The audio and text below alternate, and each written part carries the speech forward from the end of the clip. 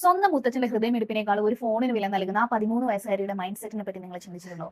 എല്ലാത്തിന്റെയും വില അറിയുന്ന എന്നാൽ ഒന്നിന്റെ മൂല്യം അറിയാത്ത ഒരു തലമുറ നമുക്കിടയിൽ വളർന്നു വരുന്നുണ്ടോ?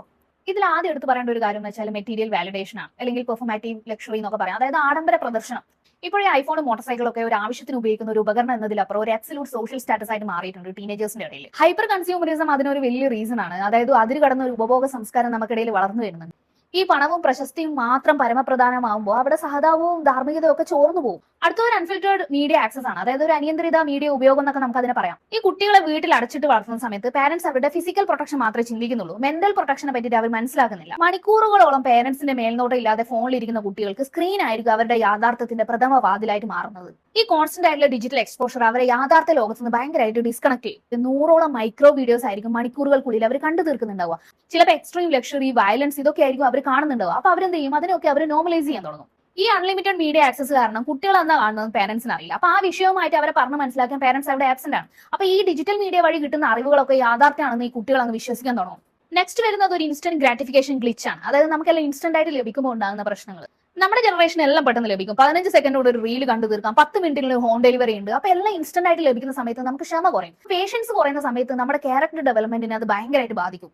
ഈ പേഷ്യൻസ് ഡെവലപ്പ് ചെയ്യാൻ പറ്റാതിരിക്കുമ്പോഴാണ് ഷോർട്ട് കട്ട് കേടുക. അപ്പൊ എക്സ്ട്രീം ലെവൽ ഷോർട്ട് കട്ട് ആയാലും അണ്ടർ ഡെവലപ്ഡ് ആയിട്ടുള്ള ഒരു മൈൻഡിന് അത് നോർമൽ ആയിട്ട് തോന്നും. ഈ short term hits of dopamine ഉണ്ടല്ലോ, അത് ഭയങ്കരമായിട്ട് നമ്മുടെ ഇംപേഷ്യൻസിനെ ബ്രീഡ് ചെയ്തുകൊണ്ടേയിരിക്കും.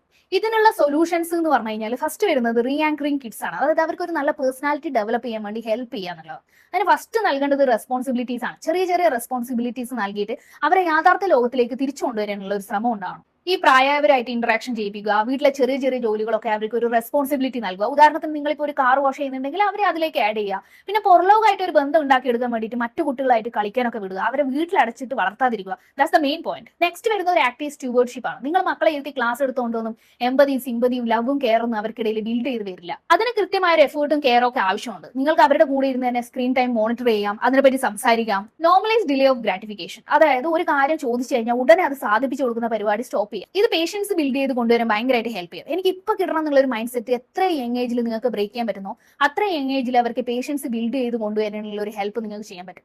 ആ പേഷ്യൻസ് ബിൽഡ് ചെയ്ത് കഴിഞ്ഞാൽ ഈ ഷോർട്ട് കട്ട് ആയിട്ട് അധാർമികപരമായിട്ട് അൺഎത്തിക്കലായിട്ട് പോകുന്ന കാര്യങ്ങളൊക്കെ കുറെയൊക്കെ കുറക്കാൻ പറ്റും. മറ്റു തലമുറകളായിട്ടുള്ള ഒരു ബന്ധം പുനഃസ്ഥാപിക്കുന്ന സമയത്ത്, എസ്പെഷ്യലി ഗ്രാൻഡ് പാരന്റ്സ് ഒക്കെ ആയിട്ട്.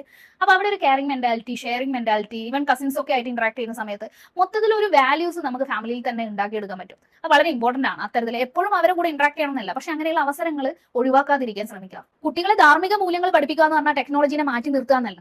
ഈ ഡിജിറ്റൽ സംസ്കാരം കുട്ടികളെ കീഴടക്കുന്നതിന് മുമ്പ് യാഥാർത്ഥ്യ ലോകത്തുള്ള സ്നേഹവും സിമ്പതിയും മോറൽ റെസ്പോൺസിബിലിറ്റി ഒക്കെ അവർക്ക് മനസ്സിലാക്കി കൊടുക്കാൻ ശ്രമിക്കുക.